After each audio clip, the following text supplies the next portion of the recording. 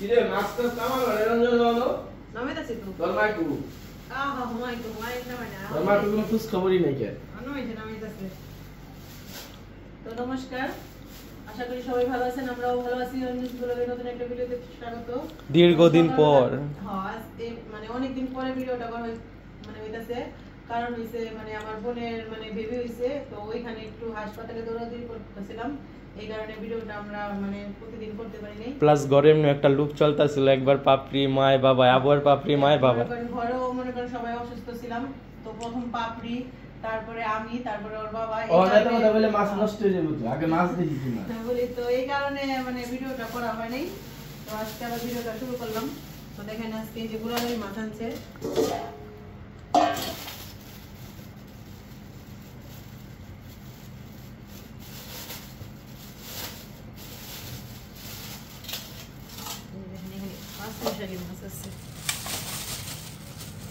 একদম শাস্তা মাছ এখানে আছে লাল পোয়া চিটাগাঙের লাল পোয়া এই মাছগুলো খাইতে খুব মজা লাগে টমেটো দিয়া মানে পোড়া পোড়া করে রান্না করলে বেশি মজা লাগে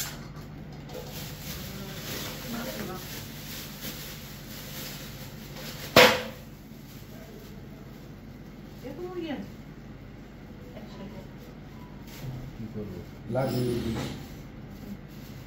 ওগুলো আমাদের পছন্দ এই কারণে এই যে এখানে সোনালি মুরগি আনা হয়েছে সোনালি মুরগি আনা হয়েছে 4 পিস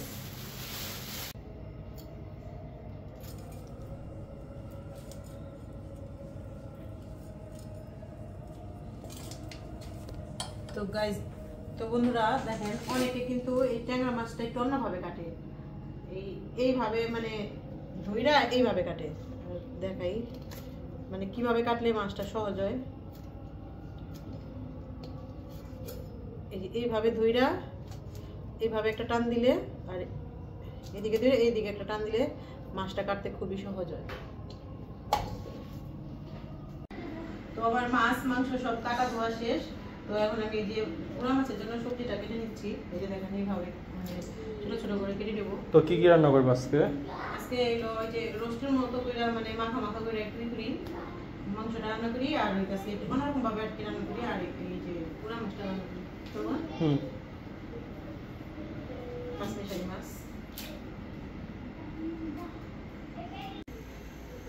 তো সব কিছু আমি কাটা ধুয়ে রেডি করে নিয়েছি তো এই যে দেখেন মাছটা আমি চড়চড়া করার জন্য এই যে সবজিগুলো কেটে নিয়েছি তো এখানে আমি প্রথমে এই যে লবণটা দিয়ে দিব হলুদের গুঁড়া সামান্য মরিচের গুঁড়া পেঁয়াজ কাঁচামরিচ তো সুন্দরভাবে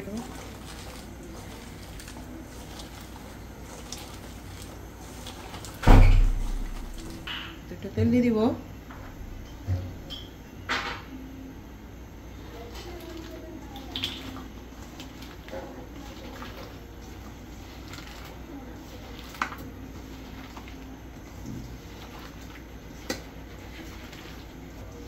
দেখেন অনেক সুন্দরভাবে মাখানো হয়েছে তো এই তরকারিটা একটু হালকা হালকা মানে মরিচ হলুদ দিতে হয় তো এই যে এখন পাঁচমিশালি গোড়া মাছটা দিয়ে দেবো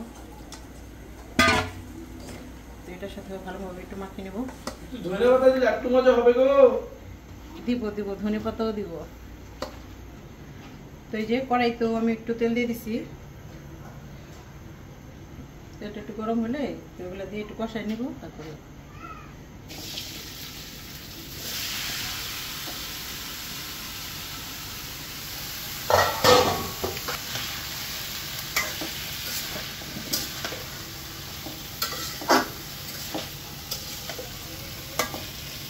আর তোর একটু ধনিয়া নাই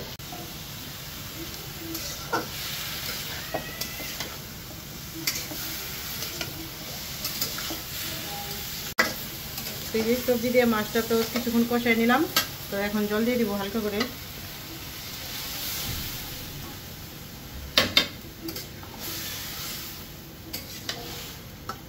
একটু ঢাকা দিয়ে দিব আস্তে আস্তে তো তো এই যে মাংসটা একটু লবণ মাখিয়ে নিব, সামান্য একটু হলুদ। চলো রান্নার কাছে একটু যাও, আমরা খাই। বলো।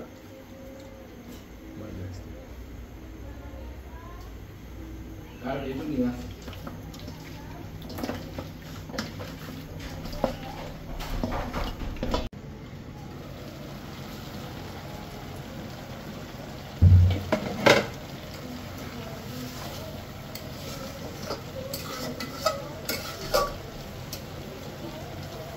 আলুটা সিদ্ধ হয়ে গেছে।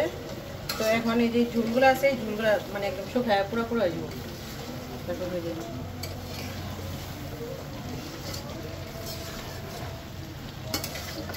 ধনে পাতাগুলো দিয়ে দিব।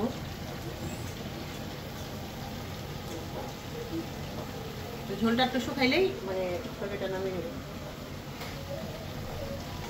একটু ঢাকা দিয়ে দেবো।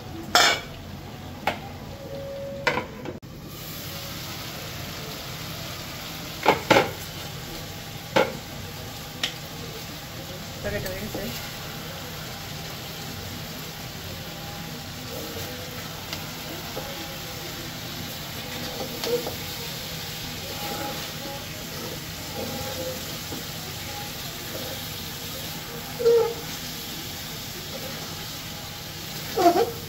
এখন নামিয়ে নেব।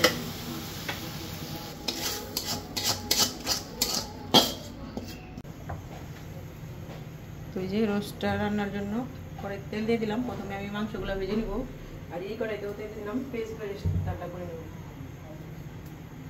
ওগুলোতে অনেক লেট হয়ে গেছে, তাই দুই কড়াইতে বসাই দিলাম।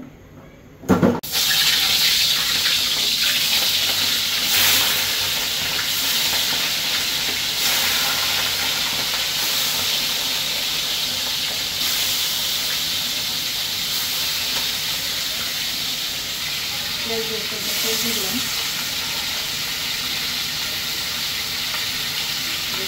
দিলাম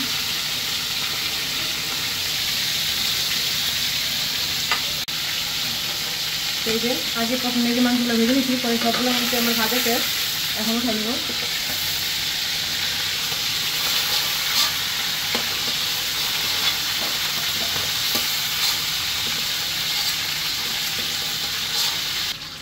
এখানে তেজপাতা, এলাচ, দারচিনি, লবঙ্গ একসাথে দিয়ে দিলাম, গোটা জিরা,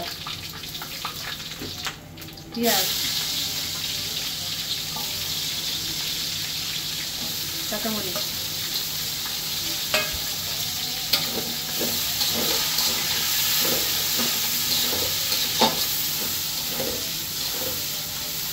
আর এইদিকে পেঁয়াজ বেরেস্তার জন্য পেঁয়াজ ভাজতেছি। কাঁচা জিরা আছে, গরম মশলা আছে, তারপরে আদা, রসুন, জায়ফল, জয়িত্রী, পোস্ত, কাঁচামরিচ, মানে এগুলো সব একসাথে মিক্স করা আছে, এই দিয়ে দিলাম।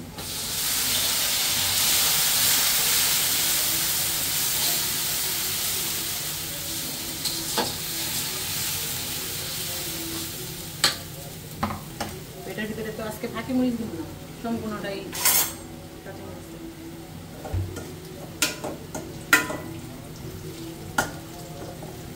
এখানে টক দই আছে, টক দইটা দিয়ে দিব।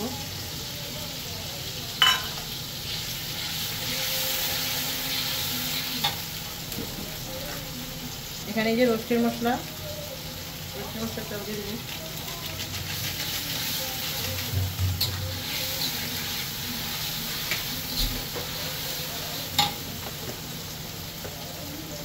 মশলাটা কষানো হয়ে গেছে, এখন জল দিয়ে দিলাম।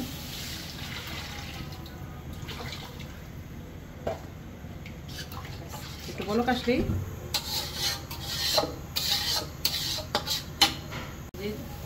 ঝোলে বলক এসে পড়ছে, তো এই যে এখন মাংসগুলো দিয়ে দিব।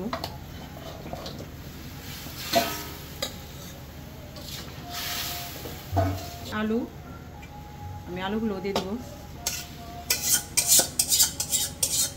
তো আজকে একটু বললাম তো যে অন্যরকম স্টাইলে রান্না করবো, আশা করি মানে খেতে ভালোই হবে, খারাপ হবে না, তাই না?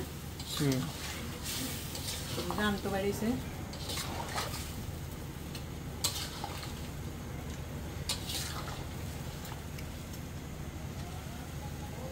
মানে হয়ে মানে আসছে, তাই এখন এই যে পেঁয়াজ বেরেস্তাটা দিয়ে দেবো।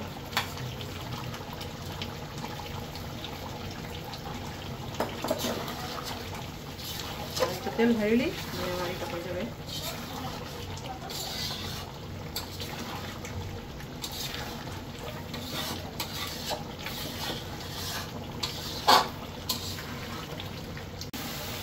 টমেটো সসটা দিয়ে দিন। বাসায় আমাদের টমেটো সসের মানে যেন করে এটা রে বোতল শেষ হয়ে গেছে। তো দোকানে গেছিলো, দোকানেও মানে বন্ধ, তাই একটা দোকানে খোলা ছিল, ওই দোকানে শুধু এই যে প্যাকেটটাই ছিল, তাই এখন ওইটাই নিয়ে আসছে। আর বাসায় থাকলে সারাক্ষণ মানে যা খাইবো, চিপস খাইবো, চিপসই মানে কোনো পাইব না, মানে ও মানে সস লাগবে।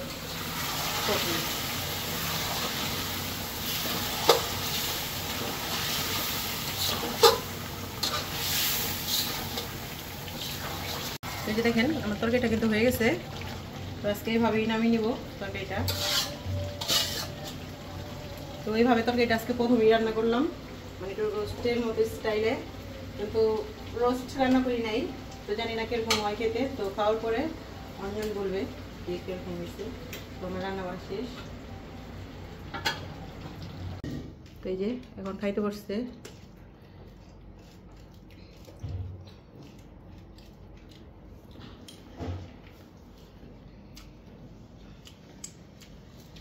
কেমন হয়েছে অঞ্জন? মজা হয়েছে? সবসময় তো মানে তরকারি রান্নাই মানে রোস্ট যেরকম রোস্টের ফ্লেভার হইতাছে, রেজালা খেলে রেজালার মতো ফ্লেভার হইতাছে, প্লাস মানে মিক্স একটা অনেকগুলো। তো এই যে এখানে পাপড়ি বসছে। পাপড়ি কেমন হয়েছে? রোস্টের মতো হয়েছে। ঈশা মজা হয়েছে? খাও।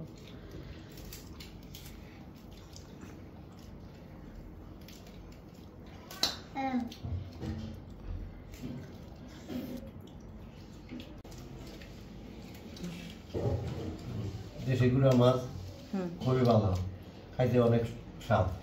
হ্যাঁ, অনেক ভালো হয়েছে তরকারি। হ্যাঁ, তরকারি খুব ভালো হয়েছে। আচ্ছা, অঞ্জন যে বললো যে মাংসটা খুব মজা হয়েছে, সত্যি খুব মজা হয়েছে। নিজে রান্না করে নিজে করতেছি, আর তার চেয়েও বেশি মজা হয়েছে এই গুঁড়া মাছের তরকারি, খুব ভালোই লাগছে। আর মাংসটা এইভাবে চাইলে আপনারা রান্না করে খেতে পারেন, একবার ট্রাই করে দেখবেন। আর ভালো লাগলে লাইক কমেন্ট শেয়ার সাবস্ক্রাইব করবেন। আর আমাদের